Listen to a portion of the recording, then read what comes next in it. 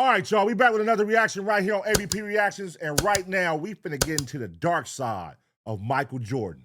Let's go. With 6 NBA championships, 5 MVP awards, and his billion-dollar partnership with Nike that changed the game forever, it's no secret that Michael Jordan is one of the greatest basketball players of all time. Michael Jordan was the most complete basketball player that's ever lived. Mike changed the game in so many other ways, not only on the court, but off the court. I was terrified being out there with Michael Jordan the first time. Beyond the court, MJ's Jordan brand has been consistently bringing in billions in revenue, allowing him to do things like buy an entire NBA team and supporting vulnerable communities. The man, known for his clutch performances and unbreakable competitive spirit, has cemented himself as an untouchable icon in sports history. One day you might look up and see me playing the game at 50. Oh, don't laugh. Don't. Never say never. But while the world remembers him as an ultimate competitor, basketball icon, living legend, and pretty much any other adjacent descriptions, it's arguable that MJ has more enemies than admirers. Cause despite being considered the GOAT, many close to Michael Jordan believe he is undeserving of all the praise and accolades he has received over the years. You guys seen him play. He's a horrible player. He was horrible to play with. From his massive ego to his altercations with his teammates, some people straight up wish he would disappear. Literally the human that I hate the most on earth is Michael Jordan. Like, number one. Number one on my list. It's your boy Wildest, hitting you up from Lou Hoopsta, and this is the dark side of Michael Jordan. After getting selected 3rd overall pick by the Bulls in the 1984 draft, a young Jordan came into the league with a strong competitive energy. During his debut in a game against the Washington Bullets at the time, MJ landed an impressive 16 points and 6 rebounds, which wasn't bad for a rookie. As the season rolled in, MJ would go on to average 28.2 points and 6.5 rebounds per game, leading Man, I nigga was balling. the Bulls to the playoffs for the first time in 4 years and earning the Rookie of the Year award. Initially, MJ portrayed the image of a humble star who was just looking to have fun playing the sport that he loved. On behalf of Miller Brewing That nigga Association, was I'm balling. very happy to see God you. damn. Also, Keem and other rookies in the league that just the same won the award as I have. I think my year was very, very experimental for me. I'm very happy that I achieved so much, and hopefully next year be more promising. If not, then maybe I retire after 2 years. But it wouldn't be long before his egotistical nature started to emerge, eventually forcing MJ to go against his own initial promises to the team when he first got signed, leading clips like this to spoil like old fruit. I'm just going to set expectations for myself and go out and try to contribute and maybe not try to carry the team and just try to fit in and become as one and not just a Michael Jordan show or a Michael Jordan trying to carry the team. As we'd soon see, Jordan did the complete opposite of what he'd promised and quickly became their clear-cut leader and primary ball handler, despite claiming he wanted nothing of the sort. It made sense, since he was easily the best player on the team, but hiding his true intentions and That nigga Jordan was hard, though. You can't even lie, man. That nigga Jordan was raw to the motherfucker, man. God damn. acting like he just wanted to fit in rubbed people the wrong way, even if that same ego was what made him unstoppable. Ego's everything. Ego's a part of determination. If you don't have ego, you can't have a sense of determination to achieve. You cannot find a successful person in life who don't have an ego. And in a short while, Michael basically took over the entire Chicago Bulls, and in some sense, the NBA at large, leaving skeptics in complete confusion. He said a lot of things he wouldn't do, but did. On many occasions, MJ would completely ignore his teammates on the court just to secure points for himself. And sometimes, it was because he didn't think his teammates had the skills it took to play at his level. It would even get to the point of I mean, is he wrong? If a nigga out here and you niggas ain't playing up to par, up to my speed, how I'm playing, and I know I could go ahead and bring us this victory, and this is what they looking for out of me, bruh. I just need you to pass the ball. Hey, get open, pass me the ball back when I shoot it to you, nigga. Whatever the case is, that's all I need you to do. But this is my team. It's built around me, brother. You feel me? I'm Michael Jordan. I'm moving these tickets. I'm moving these shoes. I'm moving all this shit. You know what I'm saying? But you want to come over here and feel equal? Nah. There can only be one, brother. There can only be one. Using his eyes to make a shot, just to show how much better he was.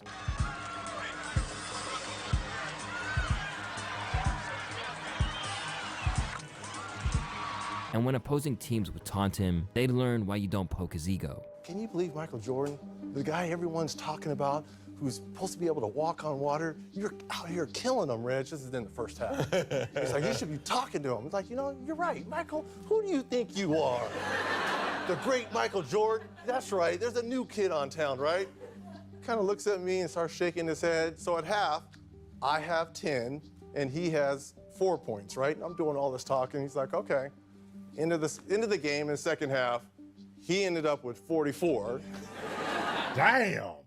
And I ended up with 12. Now, it's hard to ignore the fact that his egotistical nature was a huge part of what made him such a ruthless competitor. And honestly, that's exactly what the Bulls needed. Back then, the Bulls had never won an NBA championship. So if Jordan's attitude was going to deliver that title, they were willing to take the bet. Besides, MJ had already assured the team and fans he wouldn't let his ego get out of control. How big is your ego? It's big, but it's controllable. I won't let anyone else feel it or sense it or feel threatened by it, because I am very sensitive to other people's thinking of myself and of my personality and of the way that I carry myself. So my ego would never take it to a point where it imposes on other people around me. But unfortunately, things started to get sour almost immediately. And hey, don't this nigga Anthony Edwards remind you of Michael Jordan, bro? Like how his attitude on that microphone, how he be talking. That's who I think. Even when he be playing, he be balling. But I mean, Michael Jordan was in a league of his own. I ain't gonna lie. Like being able to experience that as a kid and watch Michael Jordan live playing games and the energy he brought to the game, that like nigga, he was a beast. He was a beast, man. Chicago Bulls was a beast. Scottie Pippen, when they had all them niggas, Ron Harper, nigga. They was cold. They was going crazy. MJ would soon make it his life's mission to taunt every single player on the team in the name of helping them. While many players did actually improve on their skills, like Scottie Pippen, who ended up improving 10 points per game to 17, others found his methods unbearable and mentally draining, to the point where it would spiral into full-blown altercations with teammates. Dennis Rodman, man. Damn, look at that lineup right there. That's crazy, bro. Dennis Rodman. I forgot about Dennis Rodman, wild ass. Now that nigga was wild. Dennis Rodman was a demon. Now, where do y'all rank Jordan? Is he in your top 3 of all time? Is Jordan in your top 3 of all time as far as GOATs? Do you put him with LeBron? You know what I mean? LeBron, Kobe, Jordan. What's your lineup? Kobe, LeBron, Jordan, Jordan, Kobe, LeBron. What's your lineup? Is Kobe in your top 3? Is LeBron in your top 3?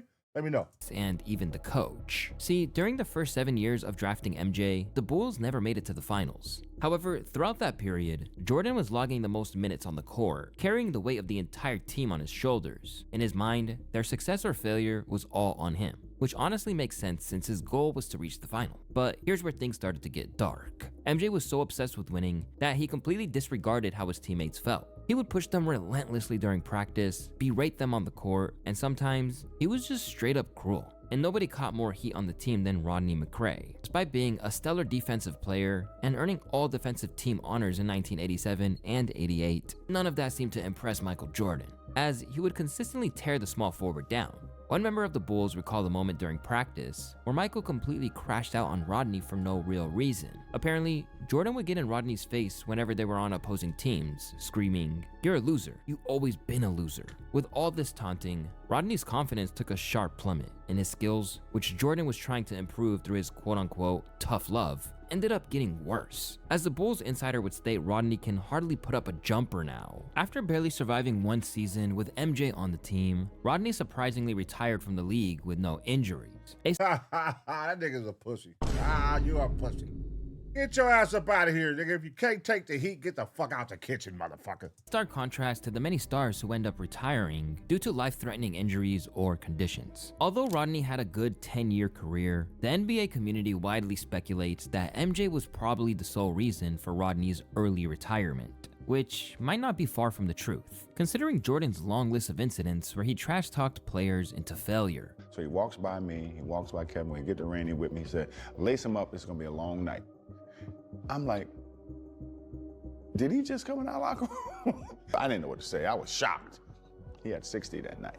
What makes MJ even more intimidating is the fact that he can trash talk, play around, and still dominate the court. Hey, Michael, who do you think you are? The great Michael Jordan? That's right, there's a new kid on town, right? Kind of looks at me and starts shaking his head. So at half, I have 10, and he has 4 points, right? I'm doing all this talking. He's like, okay. Into the game in the second half, he ended up with 44, and I ended up with 12. Everyone on the court, especially the opposing team, would try their absolute best not to get under his skin, as that could mean an easy wipeout from the game. Is Michael wrong for being a shit talker? That's a part of basketball. That's a part of football. What do you mean? It's an aggressive sport. It's an aggressive man's sport. Like, because I'm talking shit, I'm wrong? Nah, come on. We all talk shit when we play some sports. You know what I'm saying? One thing I did with Mike is I never got him pissed off. You know, he make a shot, you say, good shot, Mike. You know, you don't talk trash to him so he can go off for 60. You know, you try to kill him with kindness. Yeah. Now, being sworn enemies with your opponents and pushing your teammates on the court is all part of the game. There you go, touching butts, man. Michael Jordan, touching butts, man. That's what got you in trouble right now, brother. Game of basketball. But when this aggression is left unchecked, things start to get ugly. Like on one occasion, when MJ took things a little too far during practice with former Bulls player turned Warriors coach, Steve Kerr. Kerr had joined the team as a late blooming role player back in 1993 after being cut from the league the previous year. Making it back to the NBA was a miracle paved with his hard work, but not everyone felt like he deserved a spot on the team. And with Michael Jordan, who was extra critical of everyone stepping on the court with him, things were bound to get tense between them. So one day at practice, Phil put Steve Kerr guarding me. We were on opposite sides in a scrimmage, and he's talking. Steve Kerr guarding Michael Jordan. That is the craziest mismatch of all time. What? All kinds of trash, and I'm pissed because, you know, we're getting our ass kicked. At this point, MJ already knew Steve was getting a bit agitated, but he kept pushing even though Steve was the smallest guy on the team. Phil sensed my aggression, but he was trying to tone me down, and he starts calling these tick-attack fouls.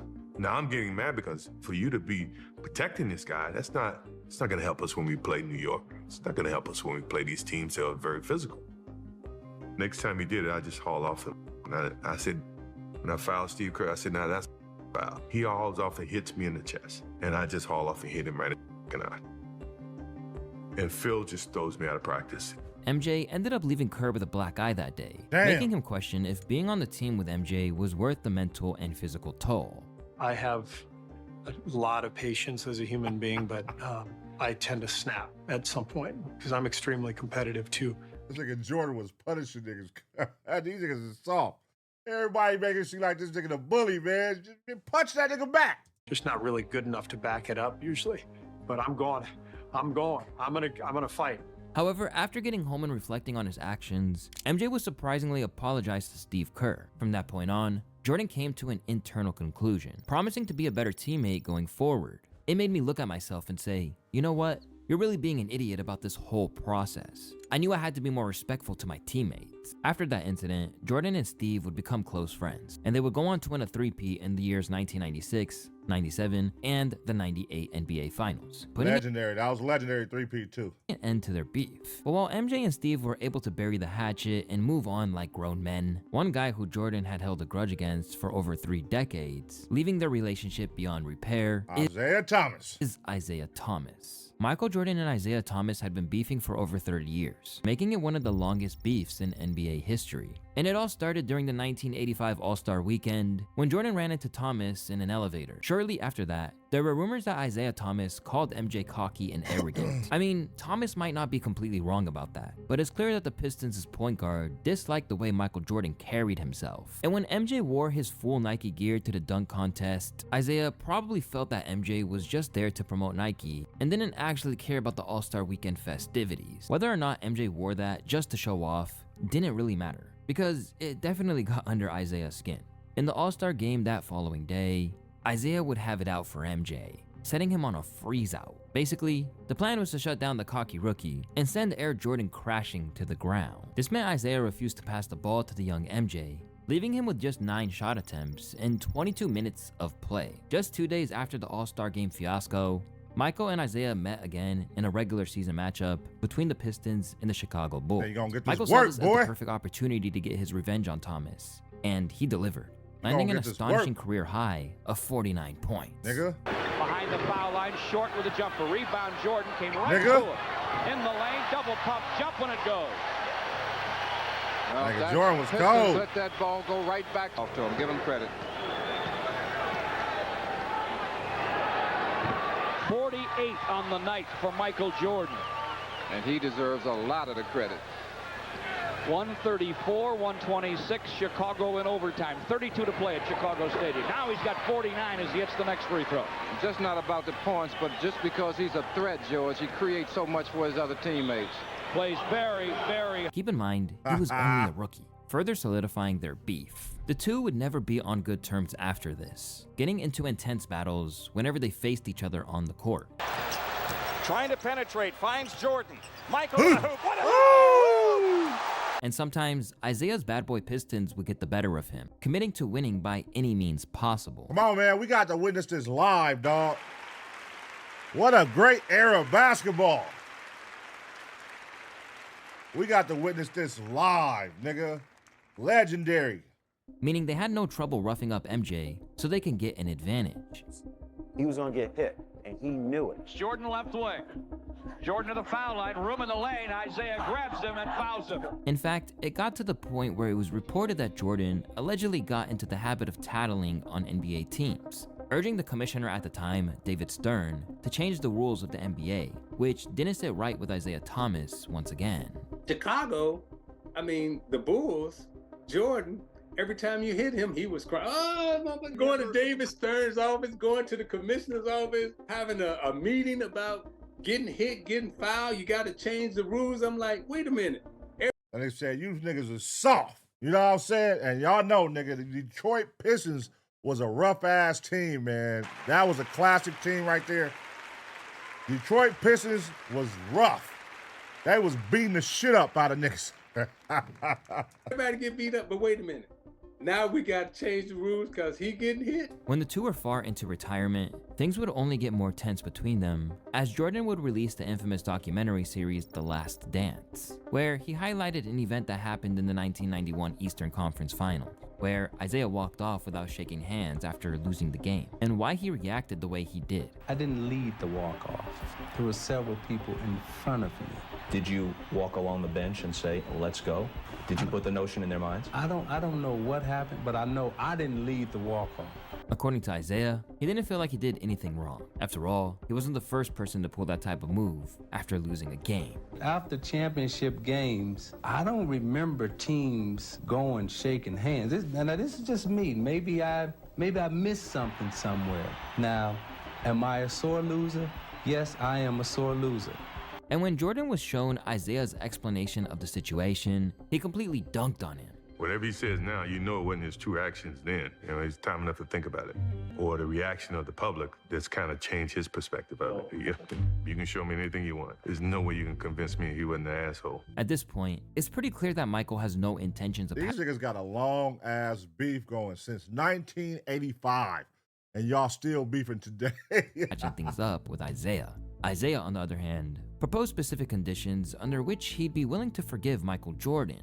Anywhere, anytime, publicly. Don't call me behind the scenes apologizing or asking your friends to apologize, right? You got on national television and you called me an asshole. And then you said you hate it. You said that on national television. Now, if you didn't mean it, get on national television and apologize for it. Now, if you meant it, let it ride as it is. Well, if you know Michael, you'd know he'd rather go for a swim than apologize to Isiah, nigga's not which just goes apologizing. to show how much he hates his enemies. However, no one expected that his greatest op wouldn't be an old rival, but someone he spent every day practicing with. You know, you've done more and more talking about Michael Jordan. Has he reached out to you at all? Have you talked to him? I'm not talking about Michael Jordan now. Michael Jordan and Scottie Pippen were considered the greatest duo in NBA history. Their synergy on the court was phenomenal. Together, they won 6 NBA championships and built a dynasty that dominated the 90s. Legendary duo right here, man. Bad businessman, though. Scottie Pippen, his business affairs was terrible, man. Trash. Probably had one of the shittiest deals in the NBA, man. But dynamic duo on that court. Everybody, man. If you playing basketball with your homeboys, one of y'all gonna be Scottie. You know what I mean? One of y'all gonna be Jordan. You know what I mean? Jordan and Pippen, that was like the duo when you playing at school or something. You know what I'm saying? Nobody ever wanted to be Scotty like that, though. And despite MJ earning over 10 times Scotty's salary back in the day, it never caused an issue. Even years after retirement, Scotty and MJ could constantly be found praising each other. I got so many people I can thank. In all the videos, you never just saw me. You saw Scottie Pippen. Every championship I won. Michael Jordan is the greatest player to ever put on shoes and play in our game. No doubt about it. But when their relationship fell apart, it came as a huge surprise to everyone. The reason for their fallout? That same documentary. In 2020, Jordan released the long-awaited The Last Dance documentary. On the surface, it was a nostalgia-driven series about the final season of the 90s Bulls dynasty. To casual fans, the series was awesome and reminded everyone of everything we love about basketball. However, when Scotty saw the series, he was absolutely fuming. Not just because he and the other Bulls players didn't get any royalties, but because the entire series felt like a personal documentary for Michael Jordan, instead of a story about the 90s Bulls. For the entire season, we allowed cameras into our Man, ain't nobody came to see you, Otis. Y'all know who we came to see. We came to see Michael Jordan, goddammit. What you sitting over here crying for, nigga? We came to see Michael Jordan. Rooms, our practices, our hotels, our huddles, our lives. And Michael received $10 million for his role in the doc, while my teammates and I didn't earn a dime. Another reminder of the pecking order from the old days. To Scotty, the series watered down everyone else's efforts and painted him and his teammates as loose cannons. I was upset with him. It was because of The Last Dance. They glorified Michael Jordan while not nearly giving enough praise to me and my proud teammates. Michael deserved a large portion of the blame. The producers had granted him editorial control of the final product. The doc couldn't even be released otherwise. He was the leading man and the director. On one occasion in the doc, MJ makes it seem like Scotty was being selfish for having his ankle surgery late, which put him out for 3 months. From MJ's perspective, Scotty was just mad he wasn't making as much money as him, so he was trying to use the surgery as a way to renegotiate his contract. Keep in mind, MJ was making $33 million per year, while Scotty was still making $2.7 million despite being Jordan's right hand. Scotty was wrong in that scenario. He could have got his surgery done as soon as the season was over and be ready for the season. What Scotty was trying to do was trying to force management to change his contract. And Jerry wasn't going to do that. There was an incident that was covered in episode 7 of the docuseries that Scotty was furious ended up making the final cut. In Game 3 of the 1994 Eastern Conference semifinals, during the final seconds of the game, the Bulls coach Phil Jackson drew up the last shot for Tony Kukoc and had Pippen inbounding the ball instead. Pippen was so upset that he stayed on the bench, refusing to get on the floor. It was a heated moment, which any true hooper would understand. Scotty hoped to keep the incident private, but MJ had other plans, which ended up making his teammates look worse than they actually were, while painting himself as the golden boy. However, when Pippi pressed him about the film, MJ surprisingly apologized. I asked why he allowed the 1.8 seconds game to make the final cut. He didn't say much other than to apologize and acknowledge that if it were him, he too would be upset. I didn't press any further. I knew it would do no good. You know what the fuck he was doing with that. That was just a reminder, nigga, that you bitched out, nigga. I had to remind you, nigga. I carried this motherfucking team. I'm the motherfucking star. I'm the one they come to see, motherfucker.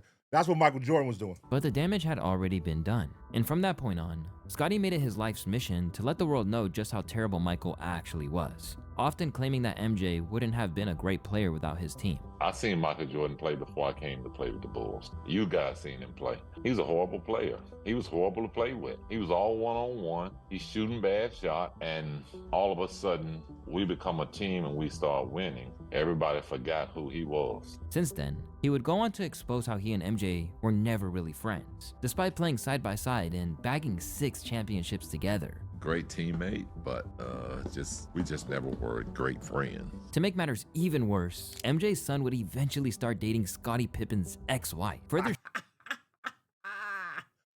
Damn, man. Scottie Pippen, dog. You just taking L after L after L after L.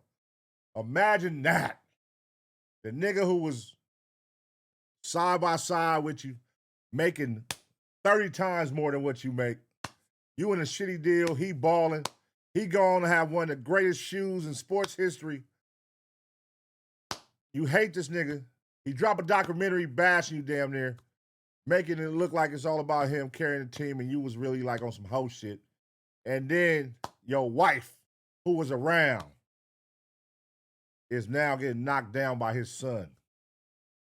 That is crazy, nigga. That's really crazy. Straining their already fractured relationship. Why would you date Michael Jordan's son knowing that it's been pretty clear that Scottie Pippen and Michael Jordan didn't have this relationship people thought, and certainly don't have it now? To Scottie, it might have given the impression that MJ sent his son to spite him even more, because it didn't make much sense for Marcus Jordan to be attracted to a woman who's 16 years older than he is. I didn't plan it like that. It wasn't like it was planned like that. I think we were just together a lot with our friends, and it just so happened. It wasn't like something I planned. You gotta remember, I feel like for me being, married to someone that was an athlete or whatever, it's really hard. You get scrutinized a lot. People don't think you should have a life once you get divorced. They think once you're divorced, you're done. And I feel like I've overcome so many different obstacles because I feel like I should have love. I should be able to date who I want. I should be able.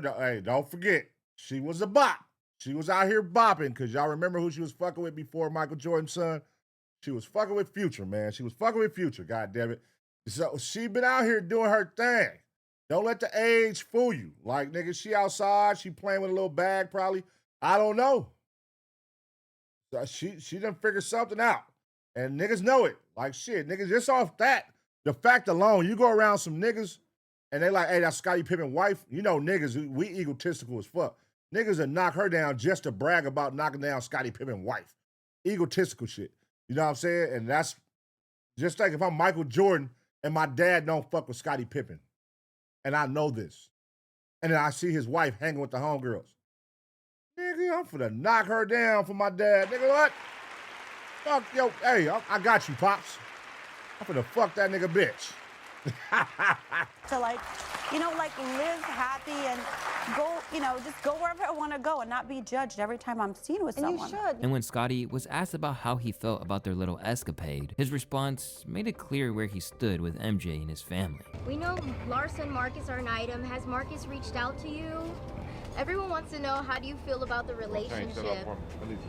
Were you annoyed when Larsa brought up your, sex life on Real Housewives of Miami? To this very day, the once electric hoop duo is no longer on speaking terms. Even though Marcus and Larsa have long since parted ways, Michael Jordan's need to always win and come out on top might have destroyed his relationship with his right-hand man. And it was this same behavior that led to the habit that nearly cost him everything. For Michael, growing up in North Carolina kept him away from certain frivolous activities since it was super remote. But with the fame and money he earned back in the 90s, MJ was a free man. He could finally explore his hobbies that were financially out of reach to him. And one of such hobbies was gambling. Now, gambling in itself wasn't what made MJ almost lose everything. It was the events surrounding it. After winning his first NBA championship in 1991, MJ went out to celebrate in his own way. Back then, after he won the NBA championship, he said he couldn't go to the White House because he had family obligations and everything else like that. Well, in fact, he went gambling with this group of guys that week. Unfortunately for MJ, he was in the betting game with the wrong guy, James Slim Bowler. Bowler was a golf hustler back in the early 90s, and unknowingly to MJ, Slim had already made it into the Fed's radar for all the wrong reasons. Michael Jordan ended up losing a bunch of money that weekend to Slim, and he wrote him a $57,000 check for his losses. Unbeknownst to Michael, Slim was being investigated for drug dealing and all this other type of stuff. So his phones were tapped and everything else like that. So, and I guess he tried to cash the check without paying taxes on it while his phones were tapped. So before he got a chance to cash the check, the Fed swooped in, arrested him, seized the check, and then now he has to go to court. From this point on, things would take a crazy turn. Michael Jordan now has to take the stand and now has to admit that he was gambling and what the check was for. And now the NBA is starting to investigate him. And, one of the guys in the group ends up dead with a $100,000 check from Michael, That nigga Michael had his hands in some bullshit, y'all. Then you remember that nigga dad mysteriously came up dead. That was they definitely put the blame on Michael for that. You know what I'm saying? But that was kind of swept under the rug, though. Oh, in his bag, and it's just basically Michael Jordan said this was the worst decision of his life. And to make matters worse, while MJ was trying to deal with the case and public scrutiny on his gambling habit, his father got unalived in his car. Although the motive of the murder was robbery, some speculate that it might be linked to MJ's gambling and his refusal to pay up. So you're saying there's a strong... It's all within the same window. It makes sense. Nigga, you finna take the stand on me, nigga. I'm a street nigga. I'm a drug kingpin. Nigga, you finna take the stand on me, dog? Oh, yeah. Pow! your dad is mysteriously robbed. Robbed? Nah, nigga, you know what it was, nigga. Possibility that his father was murdered because he wasn't paying back his gambling debts. I don't know, again, I can't be specific. I don't know if it wasn't paying back. I don't know what, again, the specifics of it were, but I was led to believe that it had something to do with his gambling problem. With everything going on and Michael being the face of the NBA at the same time, it was a huge task for Michael to remain in the spotlight, so he took a step back. In October 1993, just a few months after leading the Bulls to a three-peat, Michael announced his retirement from the league. To everyone's shock, the greatest basketball player in the world suddenly decided to play minor league baseball for the Birmingham Barons. And while many think he joined baseball to honor his late father, James Jordan, who was an avid fan of baseball, some suspect that he was just bored with dominating the league and wanted to try something different. During his retirement, the Bulls would attempt to win an NBA championship without him, and although they would fight it out in the 1994 playoffs, making it all the way to the Eastern Conference Finals, they would unfortunately suffer a brutal loss in Game 7 to the Knicks. In the Eastern Conference Final, the Knicks have defeated the Bulls 87-77. Despite Scottie trying his best to carry the team, they just couldn't do it without their egotistical clutch machine. There was something about the air when he was on the court that made them feel like they couldn't lose. Without him, y'all see Scottie was just talking shit. Yeah, y'all saw how Michael was playing before we came. Now when Michael left, y'all see how y'all playing without Michael? It was impossible to get over the line, and they couldn't help but fall short. 35 seconds away from the Knicks dethroning the Chicago Bulls. They're standing and cheering here at the Garden. That's Pippen for three. Down to 20 seconds. Almost as if he was seeing their plight and couldn't take it any longer, Jordan announced his interest in getting back in the league through a simple fax message: "I'm back." He didn't like the fact that his Bulls had taken a back seat in finals contention, but he was probably subtly happy that they still needed him. So in March 1995, Michael Jordan was officially back in the league, and this time he was more fierce and competitive than ever. Recapture the ball. Michael Jordan. Michael Jordan. And the game is tied at 94. There was a lot going on back then, man. When you really like being, able to witness all this live in real time.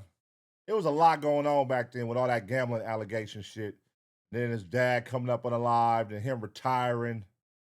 It was just all seemed like some wild street mafia shit. Like it was crazy. Then him to come back a year later and come back and then they go crazy. It was wild, man. And it was just like, this when basketball, these niggas just had reckless niggas in basketball too, just aggressive. Like the basketball now is soft, man. All this shit, football now is soft, basketball now is soft. And these niggas was real stars, man. Like that basketball players from that era was really the niggas, man. The niggas. I don't know, man. What a time, though.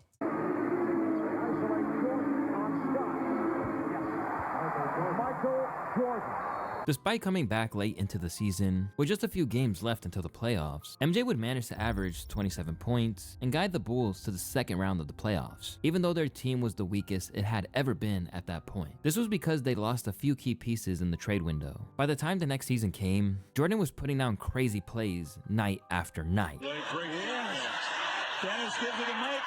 Oh, a 10. A 10 and a poster play for Michael. Watch this, Mike.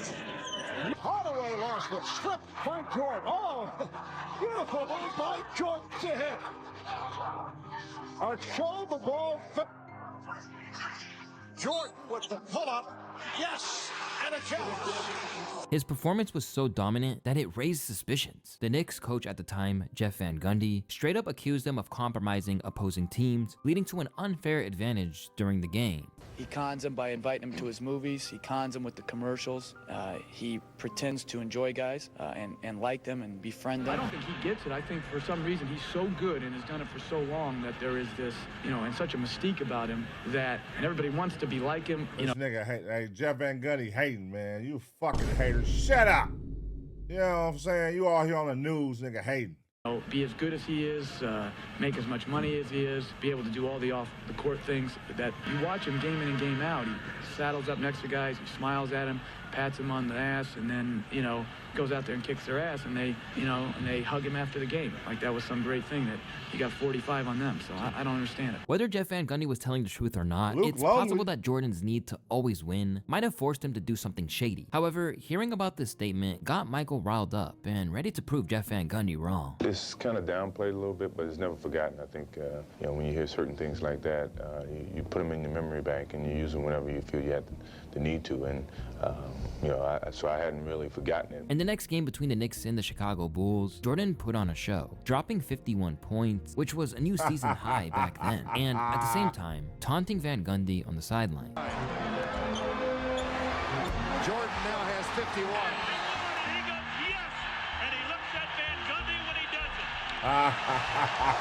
And he is screaming at Jeff Van Gundy. And he's still sit down, Paul. He was not going to pass that ball. He had Yeah. no intention of shooting it. Guys in the Bulls. See, now they're going to blow the whistle. You can't talk like that. You can't say that to the coach. You can't yell at people. You know what I mean? It's soft-ass era we in now, man. Bring back the shit talking. Bring back the getting punched in the mouth if you out of pocket. Bring back the fighting the crowns. Malice at the palace. Whoop ass. Fans could get it too, nigga. Bring it back. It's pretty obvious that Michael Jordan would fight anyone who questioned his game, but when it came to taking a stand on what actually mattered, MJ went silent. During the 90s, Nike was accused of exploiting employees in their various factories around the world. They were accused of using children as young as 12, paying below minimum wage, and basically forcing them to work extra mandatory hours. To make matters worse, they were also exposed to toxic fumes, all of which violated both international and local labor laws. And as a partner and face of the brand, fans expected MJ to intervene for the poor workers with his influence, or at least show some support. Surprisingly, MJ couldn't care less, as he believed this wasn't his fight. I heard that Kathy Lee has kind of put me and other people in her fight or whatever, but I think that's Nike's decision to do what they can to make sure everything is correctly done. I don't know the complete situation. Why should I? I'm trying to do my job. Hopefully, Nike will do the right thing, whatever that might be. This situation made it crystal clear that Jordan only cares about his bag and winning, and the money first mentality would follow him long after he hung up his jersey, That's hilarious. eventually causing catastrophic damage. But in 2010, Michael Jordan became the majority owner of the Charlotte Hornets, which was formerly known as the Charlotte Bobcats. He had stakes as early as 2006, but decided to step it up that year. His goal was to build a powerhouse team in his hometown of Charlotte, and you'd think a guy with 6 rings and the title of the greatest player ever would easily know how to create a winning squad. Well, at least that's what MJ believed, but it didn't take long to prove he was far better at playing basketball than running a franchise. His reputation in basketball would cause him to get overly involved in everything the team was doing, leading to one of the most dysfunctional teams in the league. You know, I love the guy. I think he's brilliant, but he's around people that don't have a That clue. nigga don't want to lose, man. How the fuck can you? Jordan is not going to be happy. Jordan name associated with a losing team. That just don't go with the brand. Jordan was competitive. He was the best, one of the best in basketball, one of the most competitive in basketball. And then you got a team that's trash and ain't doing none of it. It don't go together. It don't go together. So, yeah, of course Jordan going to be mad and be down at the sideline. Like, nigga, he's the most competitive nigga that clearly, if we just seen in this video, he's one of the most competitive niggas ever in basketball. It's like, shit, what you expect, though, man? Shit, but, hey, man, listen, Jordan, you doing your thing in NASCAR now. Get up out of here. You got them white women, them snow bunnies. You in a white sport. You know, Jordan said, I'm done with you niggas. I'm gone. Nigga, but y'all still buy my shoes, though. I was sick about it. I hadn't spoken to him since. You know, I don't like seeing what's going on, but he has people around him that just made me sick. I mean, it was not comfortable. It was almost like they were spies. And it somehow gets even worse, because being a great player doesn't necessarily mean you can recognize good talent. Plus, there was no guarantee that MJ would even treat the younger players with any level of respect, considering his huge ego. On one occasion, he would be caught putting hands on his own player, which received mixed attention from the basketball community. To some, he was right for smacking Malik Monk. I mean, he did foolishly step out onto the court when the game was still in play, which earned him a technical foul, while others believed the smack wouldn't slide if it wasn't MJ. I don't really have a problem with his kid, but you heard what he said. Jordan can't give his hands to himself. He's not an owner. No matter what he is, he still Skip a godly figure in NBA circles. Now, granted, no other owner could have ever done that to any player. No other owner in NBA history could have done that to a player. Michael could do that. Under MJ's ownership, the amount of bad draft picks and questionable trades was something that hindered the Charlotte's franchise at every step. From trading away Gerald Wallace, who led them to the playoffs for the first time, to drafting Bismack Biyombo, who became a massive bust when they had a chance to pick up Klay Thompson or Jimmy Butler. Damn, niggas tripping. Franchise quickly churned into a laughingstock. Not to say they didn't pick up good players like LaMelo and Michael Bridges, but the fact that the Hornets haven't made the playoffs since 2016 shows that Jordan's leadership was problematic. And just when you think that's pretty horrible, in no way it gets worse. Jordan would take the easy way out in 2023, breaking his promise to his hometown. He would sell off the team for a whopping $3 billion after buying it for $275 million. This did wonders for his net worth. But that nigga Jordan said, I'm out of here. These niggas is trash. I'm gone. Unfortunately, left behind a franchise that never came close to contending for an NBA championship. If you think that selling the team off was bad enough, Jordan would go on to make a controversial decision right before leaving. He would go on to push to draft Brandon Miller over Scoot Henderson in the 2023 NBA draft. At the time, his decision was completely illogical, since Scoot just looked better. This one decision made Charlotte fans completely resent him on the way out. That last FU to the Charlotte fans by not drafting Scoot was wild, but surprisingly, this turned out to be one of the rare good decisions by Michael Jordan, as Brandon is now consistently averaging more points than Scoot. However, to be honest, the damage Jordan did to the franchise isn't something that can be erased with one more decent player, as the team is still performing poorly, failing to make the playoffs yet again last season. What went down in Charlotte over the 13 years of his ownership is exactly what you would expect from a guy who only cares about winning for himself at all costs. Mike said, look, nigga, I invested $275 million. I just gotta get this shit up to $3 billion. If I can get it there, I'm gone. And he got it up to $3 billion and said, I'm out this motherfucker. I'm gone. I gotta go. Y'all can have this shithole. Y'all can have this shithole. I'm going to NASCAR with my white woman, nigga. I'm out of here. If it were anyone else, we would hear so much about it. I would never let one of my players walk out on the floor looking like this. I mean, we are a professional NBA league. But because he's the symbol for basketball greatness, we never really hear much about the dark side of Michael Jordan. And Michael Jordan is #1 all time. That's it. All right. With 6 NBA... And that's it. All right, man. Let me know what y'all think, man. Is Michael Jordan wrong? Listen, man. I mean, we all knew it. The fans his friends been saying it. His teammates been saying it forever. You know what I mean? He's competitive. He only cares about himself. He's this, that. Does that make you not fuck with Michael Jordan? For some reason, nigga, people cannot shake buying his shoes. The Michael Jordan brand will live strong as long as those shoes keep coming out, and they could keep coming out with the same retros every 3 years and dropping them over and over, and people are, look at it today, this weekend, people are in lines still to this day. That man ain't played basketball in so long, and people are still lining up to beat each other up for these shoes. Why? Why? It is supposed to be such a terrible, terrible person, man. What do y'all think, though? What do y'all think, though, man? Is MJ out of line? Is MJ wrong? Is MJ evil? Or is he just a businessman? You know what I'm saying? Or is he just competitive and he wants to win? Is there anything wrong with wanting to win and not be a loser? Huh? Do you want to be a loser? Do you? All right. Let me know in the comment section what y'all think then. I'm going to give y'all 2 seconds to smash a like. And as always, get ready for the next reaction.